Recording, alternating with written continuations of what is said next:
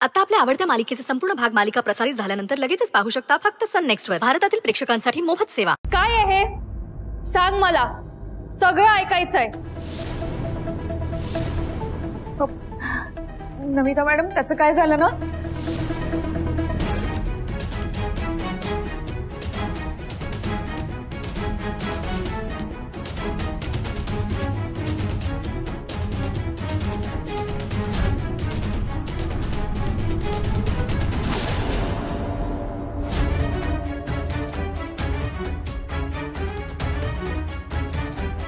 बघितलं, मी म्हणाले होते की नाही, हिच्याकडे कारण रेडी असणारच आहे ग।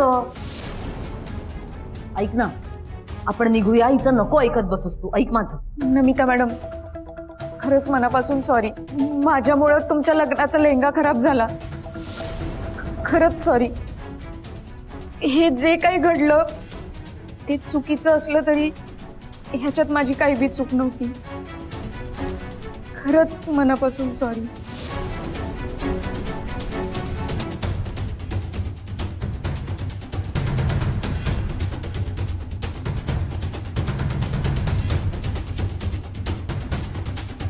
स्वानंदी, एक मिनिट थांब। हे बघ, मला असाच दुसरा नवा कोरा डिझायनर लेहंगा शिवून हवाय। कविता मॅडम, मॅडम खरंच थँक्यू, तुम्ही काही बी काळजी करू नका, मी तुमच्यासाठी याच्यापेक्षा चांगला लेहंगा शिवेन, तुमच्या आयुष्यभर लक्षात राहील असा लेहंगा शिवेल मी। हे बघ, हे मी जे केलंय ना, उपकारच केले तुझ्यावर, आणि सुजित माझा चांगला मित्र आहे म्हणून मी तुला सेकंड चान्स दिलाय। तुम्ही काही बी काळजी करू नका, तुम्हाला तक्रारीचा चान्सच मिळणार नाही, मी खरंच तुमच्यासाठी बेस्ट लेहंगा शिवीन। मी मनापासून थँक्यू, थँक्यू बरं का।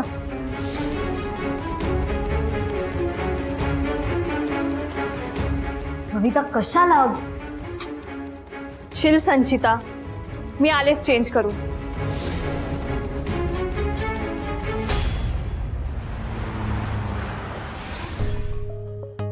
कुलभूषण रांगडे पाटील हे नाव आहे त्याचं। वय असेल काहीतरी 40-45। ह्याचे आजोबा मोठे जमीनदार, मग वडील आमदार, आणि मग ह्या 2 पिढ्यांची सत्ता हातात घेऊन हा आमदार झालाय।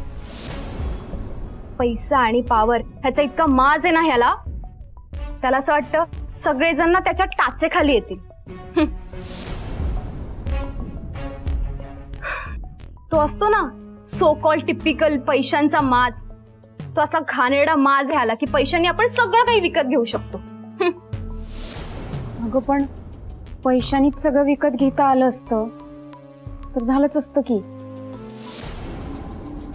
पण ह्याला असं वाटतं ना स्वानंदी, मनात इच्छा धरलेली प्रत्येक वस्तू ह्याला हवी असते, मग त्याची काही किंमत मोजावी लागली ना तरी बेहत्तर।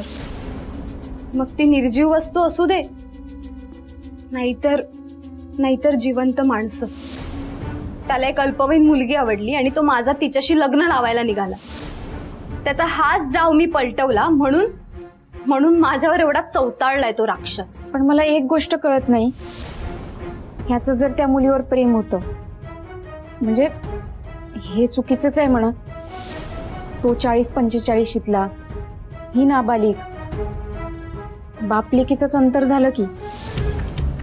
पण तरी त्याचं जर तिच्यावर प्रेम होतं तर हा दुसऱ्या मुलीशी कशाला लग्न करतोय? हे कसलं प्रेम म्हणायचं? प्रेम माय फूट स्वानंदी, हे प्रेम वगैरे काही नाहीये, ही निव्वळ वासना आहे।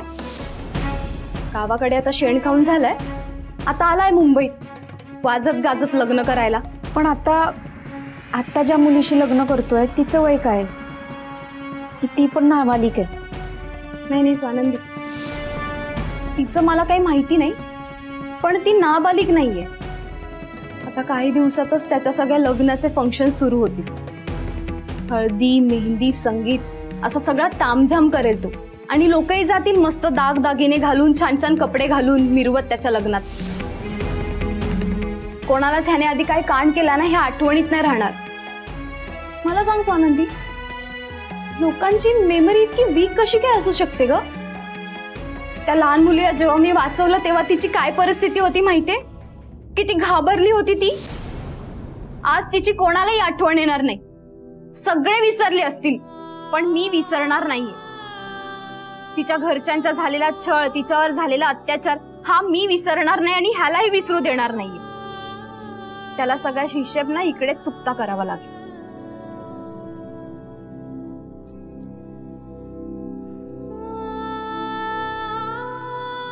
जेसी, हे जे काही प्रकरण आहे ना ते खरंच लई डेंजर आहे. जे काही करशील ते जरा जपून कर. ही माणसं एकमेकांच्या पाठीशी उभी असतात. एकाने केलेलं पाप दुसरा धुवायला तयारच असतो. न्याय काय अन्याय काय याच्याशी काही घेणं देणं नसते यांना. ह्याला ना आणखीन कोणाची तरी एखाद्या पावरबाज माणसाची साथ असणार आहे. नाहीतर इतक्या बिनधास्तपणे हा लग्न करायला निघालाय वय. स्वानंदी, मला माहिती आहे ह्याचे यात ऑलरेडी वरपर्यंत पोहोचलेले आहेत, पण मी घाबरणार नाही. वाघ म्हटलं तरी खातो आणि वाघोबा म्हटलं तरी खाणारच. पण मी ह्या माणसाला घाबरणार नाही. मग जे होईल ते होईल. अगं पण वगैरे काही नाही स्वानंदी.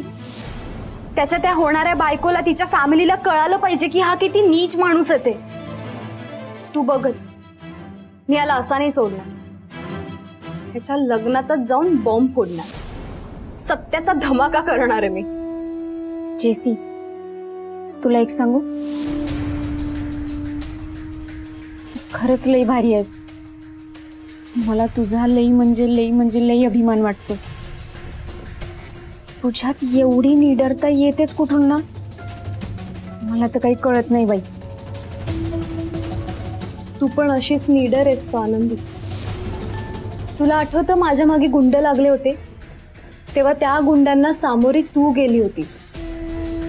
पण त्या पार्टीच्या रात्री तुझ्या बरोबर काय घडलं हे मला माहित नाही. त्यानंतर तू एकदम चेंज झालीस ग.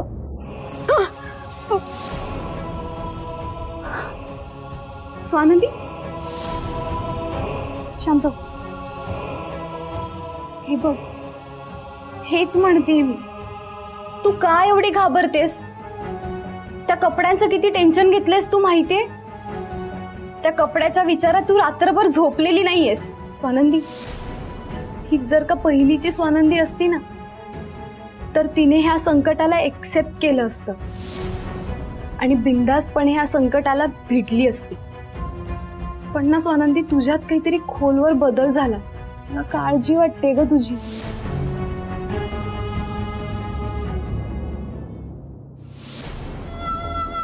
हे बघ स्वानंदी तिच्या कामात फक्त बेस्ट नाहीये तर प्रामाणिक सुद्धा आहे.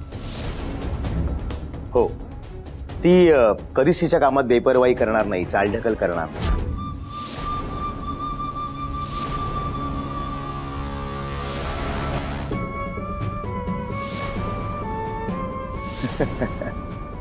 डोंट वरी, तू अजिबात काळजी करू नकोस आणि महत्वाचं म्हणजे स्ट्रेस घेऊ नकोस.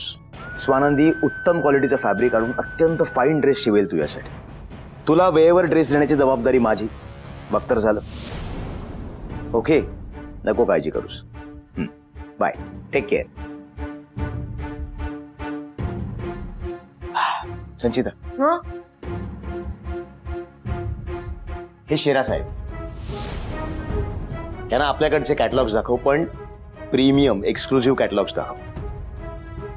यांच्याकडून खूप मोठी ऑर्डर मिळणार आहे आपल्याला. हो, दाखवते. शेरा साहेब, ही कॅटलॉग दाखवेल तुम्हाला. अरविंद. Yes sir. मणीला जरा माझ्या केबिन मध्ये पाठव. हो, पाठवतो लगेच.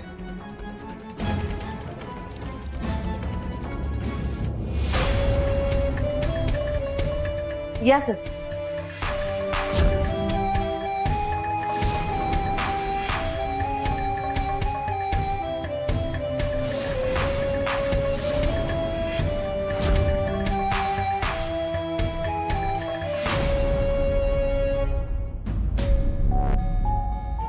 हा सुजित, बोलवलंस? म्हणे ही सॅम्पल्स स्वानंदीला नेऊन दे. मी? हो तू. त्यात एवढं दचकणार का काय? नाही, दचकलो नाही. मी हे सॅम्पल स्वानंदीकडे घेऊन गेलेलं तुला चालेल? म्हणजे तू स्वतःहून म्हणतोयस? हो, मी तुला स्वतःहून पाठवतोय माझ्या स्वानंदीकडे. बस बस बस बस बस. म्हणे आमदाराचा एक माणूस मला भेटायला आला, मोठा क्लायंट आहे. सो मला आता इथून हलता येणं शक्य नाहीये आणि ही सॅम्पल्स ताबडतोब स्वानंदीकडे पोहोचणं गरजेचं आहे. म्हणून तुला म्हणतोय मी, तू घेऊन जा आणि चिल. आपल्यात क्रिस्टल क्लिअर बोलणं झालंय. तू मला म्हणालायस की तुला स्वानंदीत इंटरेस्ट नाही आणि माझा विश्वास आहे तुझ्या. सो विषय संपला. पण सुजित, मला असं वाटतंय की हे सॅम्पल तू स्वतः नेऊन द्यावेस. मणी मणी मणी, खरंच चिल. मी म्हटलं ना, माझा विश्वास आहे तुझ्यावर आणि मला पूर्ण खात्री आहे तू आमच्यात अंतर येईल असं काहीच करणार नाहीस. उलट तू स्वानंदीला आणि मला जवळ आणण्यात मदत करशील. मदत? कसली मदत? म्हणे मी तिला मदत करायला जरी गेलो ना, आय डोंट नो वाय, पण ती स्ट्रेस घेते त्याचा. आमच्यात नीट बोलणं होत नाही, ऑकवर्ड पॉजेस जातात. माझी गोष्ट पुन्हा पहिल्या पानावरनं सुरू होते आणि आता ना याच गोष्टीचा कंटाळा आलाय मला. आता मला वाटतंय की आमच्या गोष्टीत नवीन पान उघडायला हवं. तुझ्याकडनं बिनधास्ती मदत घेते हे नोटीस केलंय. सो तू तिला मदत कर. फक्त ही मदत मी करतोय हे तिला सांगायला विसरू नकोस. ती मदत घेता घेता कदाचित माझ्याकडे बघण्याचा पॉइंट ऑफ व्ह्यू बदलेल तिचा. I hope. पण सुजित, मला असं पण नाही आणि बिन नाही. इतना तो कर मेरे लिए प्लीज.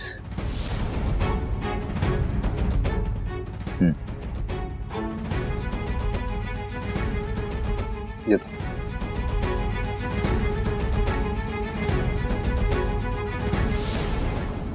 या सर, बसा ना, बसा.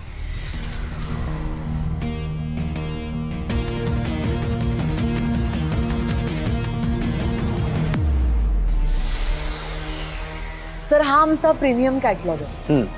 मला एकदा कळेल का कुणासाठी ऑर्डर द्यायची? म्हणजे मेल, फिमेल की लहान मुलांसाठी? नाही, तुम्ही सांगितलं ना तर तशा डिझाईन्स दाखवेन ना मी, म्हणून विचारलं.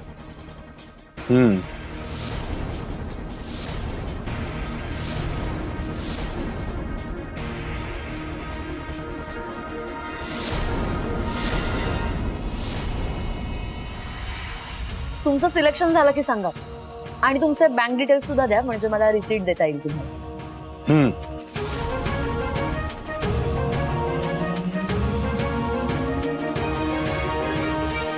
चहा कॉफी काही घेणार का?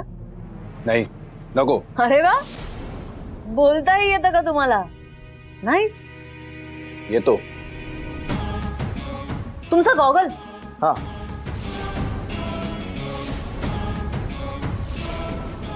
घ्या ना. काय झालं? 2 दिवसांपूर्वी ना मला विमेन्स हॉस्टेलच्या इथे मिळाला.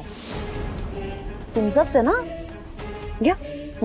नाही, हा माझा गॉगल नाही आणि जगातली कुठलीच कंपनी फक्त एकच प्रोडक्ट बनवत नाही.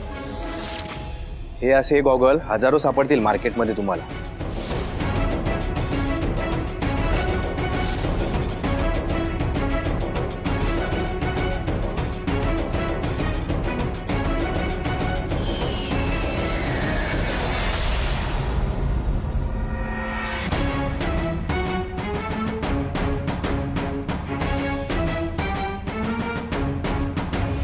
हो साहेब, तुमचं तर नेहमीच आहे. एकदा सांगितलेलं ध्यानात येत नाही का? अहो, कुठला बी पुरुषाला हॉस्टेलमध्ये एंट्री नाही. अहो, मला काही कल्पना नाही का त्याची. मी पहिल्यांदा नाही आलोय. मला फक्त हे सॅम्पल स्वानंदीला द्यायचं. असं आहे वय? मग तिलाच खाली बोलवा की. पण म्या तुम्हाला आज सोडणार नाही. हा, अहो, मी त्यांना फोन केला, त्यांचा फोन लागत नाहीये, म्हणून तर म्हणतोय. ऐका माझं, स्वानंदी ऑलरेडी खूप स्ट्रेसफुल आहे. हे सॅम्पल्स त्यांना दिल्यानंतर त्यांचं टेन्शन जाईल. एक मिनिट. हॉस्टेलचे नियम सारखे सारखे मोडलेले मला नाही चालणार. सॉरी, मी काय नियम मोडत नव्हतो. मला फक्त हे सॅम्पल स्वानंदीला द्यायचे. स्वानंदीला बोलू. हो मॅडम. तुम्ही बसायचं.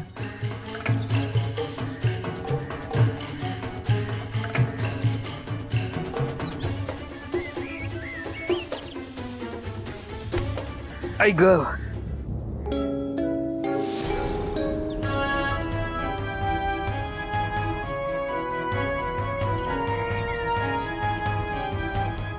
काय झालं? तू ओरडलास? तुम्ही ओरडलात? नाही नाही, मी चालत येतो. माझं लक्ष नव्हतं, हे बाकडं लागलं मला. काळजी घ्या. तुम्ही बस. मी पाणी आणू? नाही नको, थँक्यू.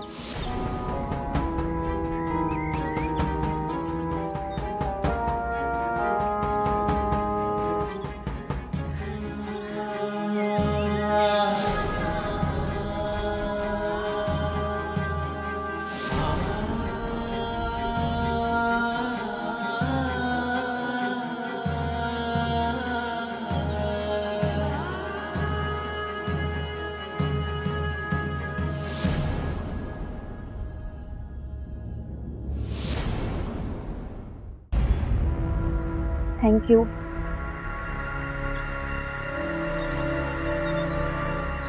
थँक्यू.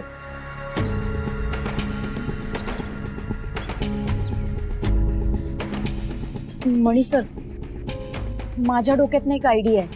म्हणजे नवीन कापडाच्या भानगडीत पडण्यापेक्षा आहे त्याच कापडावर आपण भरगच्च एम्ब्रॉयडरी केली तर. लग्नाचे कपडे तसेही हेवी असतात, वर्क असते, एम्ब्रॉयडरी असते. आपण अजून जास्त बारीक फुलांची एम्ब्रॉयडरी केली तर कापडही छान दिसेल आणि काय झालं होतं ते कळणारही नाही. तुम्हाला काय वाटतं? Nice nice thought. हा,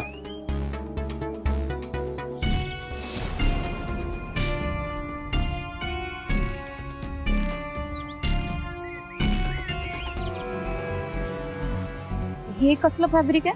हे आपल्याच कंपनीत तयार केलेलं आहे. शिवाय नमिताला अपेक्षित त्या पद्धतीचं कापड आहे. तुम्ही यातलं बिंदास निवडा तुम्हाला जे हवंय ते आणि कामाला सुरुवात करा. हो, पण फॅक्टरीतलं असलं म्हणून काय झालं? फुकट येतं का?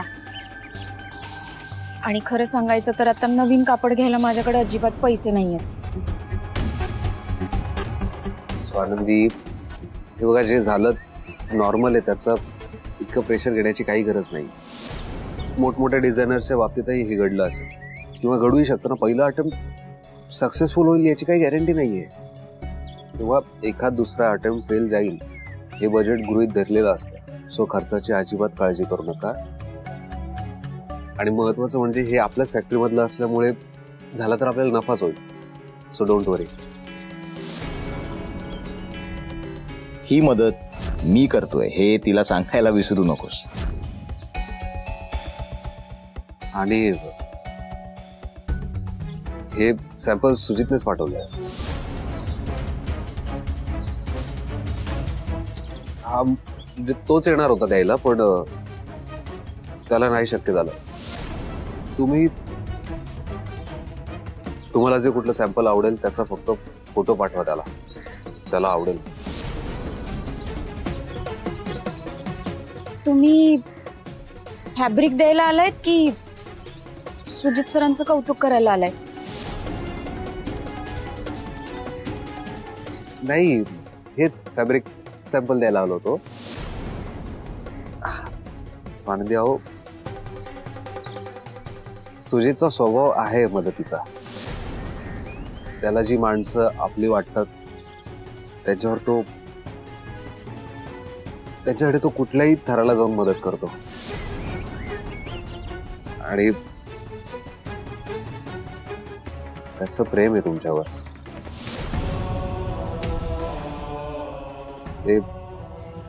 प्रेम नाकारू नका.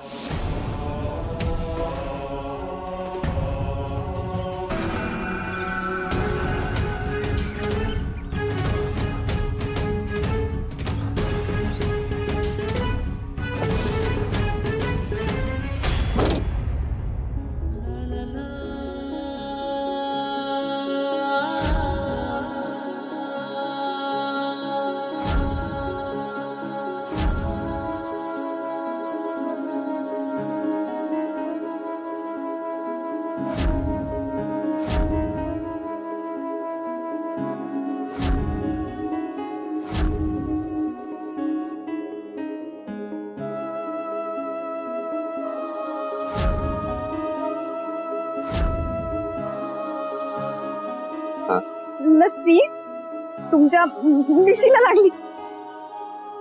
लस्सी मिशी.